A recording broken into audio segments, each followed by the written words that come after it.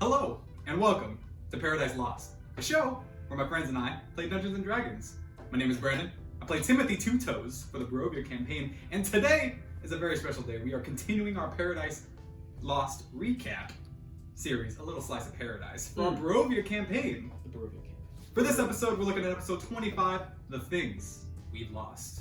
Oh. You guys ready to dive in? We lost nothing. We We lost nothing. everything. Is I that promise. good? Why isn't this called The Things We Lose in this episode? That's a good. That would have been much better. That would have been much better. But without further ado, during the events within the Purple Energy Chamber, Nereza had a conversation with Aragol to get a feel of how their newest ally is feeling. Aragol still seemed irritated to be along with them. Oh, she made it to the end of the whole temple, and Aragol's still like, oh, I can't believe I had to come. Oh, yeah. Yeah. Still not to terms with it. Ass. Traveled for weeks. He's an ass the whole time. That's the whole point of him. But he was becoming a little bit more optimistic now that the final item of the prophecy was procured. He was starting to believe that there was really a way to kill Strahd. Now he starts to have hope. A little too late, buddy. Meanwhile, Stephen and Andre had a conversation about what just transpired. Stephen explained that the red figure Andre saw was his daddy, Dynaxis. Yep. And he is the source of Stephen's power. But he is unsure how that will work, since that may have just made another deal. So it was like, yeah, the purple energy went into Dynaxis, it also went into him. Yeah, there was some Spooky. discussion Right. that this was the first time that Stephen was like, I'm not really sure how this works anymore. Because he was talking to. This was his first time like brainstorming with someone else. He was talking to you about it and was like, I don't know if I'm like bigger than Dynaxis now, or like if my power actually comes from this new thing or what. So it was like Stephen was having a crisis. But luckily, Andre was there to comfort him, because he confirmed that Stephen was okay and still desired. Andre confirmed that Stephen was okay and still desired to kill Strahd before heading back to the group. Okay. Ah, yes. Gotcha. That's all that matters. That's that matters. all Andre cared about. You know, comforted him. Without further ado, having completed Start. everything they set out to do here, the group began to leave, which was then stopped by a possibility of touching one of the amber sarcophagi in the final chamber. Just on the way out, just a little spank, you know, to see what happens. Yeah, there's another one. We were kind of discussing it. kind of discussing it. Just to see what the other optional dark gift was, because we're like, you know, might as well win in Rome, you know, touch sarcophagi. In a heated discussion of who would touch it at the same time, the group resorted to magic to stop another from doing so. So when it says that, Betrayal! Betrayal! but ultimately 4 hands were tied together: Stephen, Timothy, Andre, Ismark, and That was 4. yeah. You okay? Yeah. And they touched at the same 911, time. Andre did not receive a vision while the other 3 did. How come he didn't receive a vision? Because he already had a gift. Oh, yeah. That was why. He had already taken something. Which you may have had a vision with the psychic Right, guy, I said no. but you said no. Mhm. So you didn't have a gift. So it's weird that another sarcophagus is willing to give me a chance. Well, the same one did. Right. Mm-hmm. Well, no, not the same one, because this time when we all touched it, we were placed into a laboratory space. No, later. Oh, yeah. Sorry. Mm-hmm. With an undead humanoid figure working just amongst the lab equipment. Yep. Yeah. They noticed that in the vision, it noticed us in the vision, acknowledged that they were not worth their time, and shunted them from the vision. Yeah, There was an immense wave of necrotic energy that overcame the 3 of them, and the rope loosened on Ismark's body because it was turned to dust. Ismark vaporized. And I tried to stop He it tried, but we used magic to... to stop me! Yeah, we either held you... You hold me! Yeah. What's funny too is that you two almost died from it. Oh, as we well. were so close. We were Timothy like and- within 2 and 3 That would HP. have been so perfect. Yeah, All like, 3 of us turned to dust. Yeah. and there was when you guys said that afterwards of like you were only at 2 and 3 HP. I was like, oh my That gosh. close to death. Yeah. So yeah, some of these were extremely dangerous. But it really wasn't a big deal. I mean, Not fair. you know, Andre was filled with immediate shock and anger, but the rest of us are fine. In the moment of panic, however, because Ismark did just turn to dust in front of him, Mhm. Timothy ran back to the amber block that he had touched earlier. Remember when he said, nah, I'm good? He was like, all right, cool. let's do this. Let me give life to this dust. Mm-hmm. Timothy did not hesitate in taking the dark gift this time, but found that his eyes were now turned a sickly yellow coloration with no pupils, just filled yellow.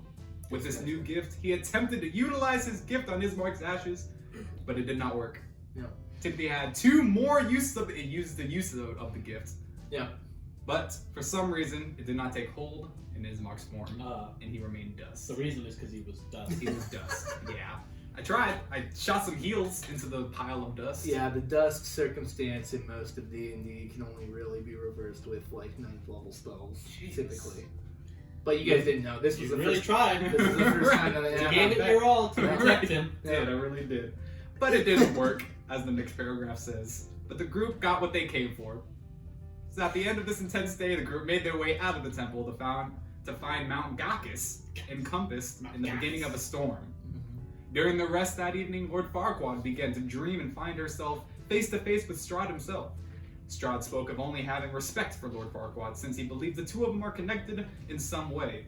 Strahd made an offer, though. He would let the group leave the fog of Barovia if, and only if, they gave him the tome that Timothy, the leader of the group, found.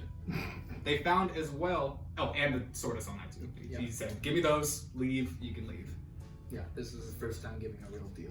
He even offered to still have dinner with us, even though, we said we'd be there. We never said no to dinner, but he, for some reason, thought that, knew that we weren't. Whatever. But yeah, we didn't take that proposition. We danced around this dinner for like 5 sessions. There was no dance, okay? There was no That's dance. true. There was an offer sent. We replied. He killed us. He killed us. He tried to kill us in return. So I know. I was trying to think there wasn't a dinner. Right. So there was. No, I know there was. I know there was. Who's to say, really? But the next day, a discussion was had on how to proceed, given that one of our parliament members were dust and the big bad evil guy was in our dreams. Mm-hmm. Things weren't looking up. But ultimately, the group agreed to accept the invitation to dinner, and perhaps there, he could actually persuade them. Yeah, did I read that right? Yeah, it was more. You guys just We persuade them? Persuade who? You guys were. This is why I say we were dancing around this for a bit, because he was like, in the first dream, he's like, okay, I'll make a deal. I'll let you go. You can leave Barovia if you give me these 2 items. We'll do it over dinner. The dinner was more of like, Yeah. this is how we will do it. But the, you guys were like, the discussion literally went, okay, let's say yes to dinner, but no on the items. And Yeah, it's like, Like, that's the only thing we wanted. Yeah. We just want to have dinner with this man. you guys Let us. confirmed that wolf steaks would be there too, like. Yeah. But before beginning their next long rest and preparing for Lord Farquaad's next encounter with Strahd, Stephen stepped away from the group and managed to have a conversation in person with Dynaxis. This was good. In a big old cloud of darkness. Yeah, he just stepped away. He wasn't even he wasn't even that far. He's darkness. Yeah, no one could see. Yeah. But Dynaxis was extremely happy to see Stephen, or more specifically, happy that Stephen succeeded in getting the purple energy stuff in the mountain. Yeah. So, Stephen's demeanor was also notably different, as he no longer seemed afraid of his patron. Dynaxis expressed praise, but also said more work is to be done. He reminded Stephen that he is a necessary vessel, since Dynaxis could not come into Barovia on his own, and also mentioned that Stephen's companions will be needed in tasks to come. Stephen acknowledged that it would be difficult considering he just killed an important ally in the group, Ismark, so that the party would be mad at him. Kind of hard to get on his trust, because it was all his fault, honestly, not anyone else's. He took all of that. Yeah.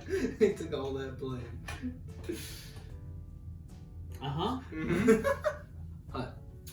Dynaxis encouraged him to think of ways to remedy it, but also in a more fatherly manner, told Stephen to own the mistake and accept that he killed someone unnecessarily, and to also take responsibility for whatever gift Timothy took to revive Ismark, since that was caused by Stephen as well. That evening, Lord Farquaad had another dream with Strahd. She relayed the decision of the group, but also mentioned that there may be a detour on the way back to Kresk. Strahd was not too happy to hear they may move slowly back to his castle and offered 2 options. Either they could come directly to the castle, and he would not throw any obstacles in their way, or they can detour, and he'll make sure the journey is hell. Bastard. Giving them a day to discuss, the next day, Andre had the dream instead for a conversation. Andre had the dream instead for a conversation with Strahd. Andre dreamt, not Lord Farquaad, as we thought. How about it? How about it? There was a tense discussion between you guys. It was really tense. Really tense. It was going back and forth, calling each other out for the events that has transpired over the past several weeks, discussing the possibility of someone betraying their friends to become the next Strahd, even if they kill them. Yeah, this was him. This was Strahd like really trying to see if he could push any buttons on Andre through it, which didn't work. I hate him. I know, but he was trying like really hard of like, well, what about this possibility of what if you kill me and then someone of your group takes over? Like trying to, this was Strahd and David trying to play into the fact that our campaign became a campaign of secrets. Yeah. And Andre was clearly the most resentful about it. Oh, and there was interesting. That's what I was trying to get at there. So of like resentful. the potential of, well, what if someone here is holding another secret, and once this ends, they're going to try and take that. That's what he was trying to plant that seed, but and I didn't think it would work anyway. But I decided I would see what would happen with that. Well, he didn't realize the absolute tunnel vision Andre had in destroying him, Right. no matter what. Yeah. I mean, it doesn't matter You're what probably the the cost one is. person that could not be persuaded. He personally sinned against me Mhm. and everything I'd ever known. Yep. So that's the ultimate. It's all bets are off at that point. Yeah. Right. And that's why Andre touched the coffin. Mhm. That's why he became so reckless. Is because look, it doesn't fucking matter. I didn't realize that. Past is gone. I didn't realize that Andre's story through this was so brutal. Oh yeah. Actually, because I am recalling like there was a certain point early on where you specifically said like, you know what? I don't care. I don't care anymore. This was all I cared about, and this guy took it from me. And I didn't realize how brutal the journey became for you. How do you react when the rug is pulled out from underneath you? You become reckless. It happens to all of us in life, Mm-hmm. but this is like, way up there. Right. So So, wings. so you grow wings Right. and you kill a vampire. Mm-hmm. That's how you do it. That's how you do it when the rug is gone.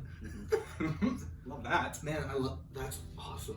Yeah, because that whole conversation, sturdy as a rock, and ultimately the discussion ended Sturdy as a rock. as a rock. So sturdy. The discussion ended with a reiteration of dinner plan, the necessary contingencies of giving the tome and the Sword of Sunlight to Strahd, and plan for Strahd to have discussion with Nereza this next evening regarding the sword's fate. The next day, another day, tensions were running high in the group, and they discussed how to approach the circumstances. It resulted in Casimir becoming insistent that either they head to the castle or he heads there without him, which was a notable tone shift for Casimir, usually the fun, lovable desk elf without an ear. Yeah. He's usually nice when suddenly he became kind of a brat. There are potential ideas of creating plans to thwart Strahd's advantages over them, but compromise could not be reached amongst the group, so they focused on just getting to the castle. That evening, Nereza received a dream from Strahd. The conversation quickly turned to Nereza calling out moments written in the tome, and how his love, Tatiana, hated him and instead married his brother, resorting to killing himself rather than living in a world with Strahd. Strahd ended the conversation by promising that Nereza would be the first he kills before locking her away for eternity deep within his castle crypt. Strahd hated her so much, dude. Especially that one. That conversation in particular, like, I was just silent as she, like, went off on him. Right. And just citing all of the bad stuff from that journal. I was just quiet the whole time. And I'm like, there's no way at this point that he's not gonna... Yeah, I was like, no, he's done. She's gonna die. Made her that first target. Mm-hmm. Could have just played along. Right. Could have. But there was like the whole thing, like the end of your conversation, you had said like, hey, you know what? Even if we did want to give you the items, I promise you, Nerez is never giving up that sword. And so he was like, okay, you know what? I'll have a conversation with her. Because you guys were like, that might be the best thing to do. And in the instant it started, she did not play cool. No. She never does. No, but honestly, that was probably like, that was a great way to handle it too. I'm just like, I'm just gonna call you out. I'm just gonna call you out for all this stuff. And that's why he really wasn't having it. That's why he was just, he ended up ending the conversation stating that tomorrow his main lackey Rahadin would arrive to escort the party to Castle Ravenloft, and he looked forward to seeing them soon, because negotiations with Reza didn't really work out. No. And that's all that happened. That's all. Thank you for being here with us on this little slice of paradise. Please like, comment, and subscribe. Lock it too. Barrel. Lock it. Pop it. Pop it. Put it in your pocket. Yep. And thank you. We'll see you next time.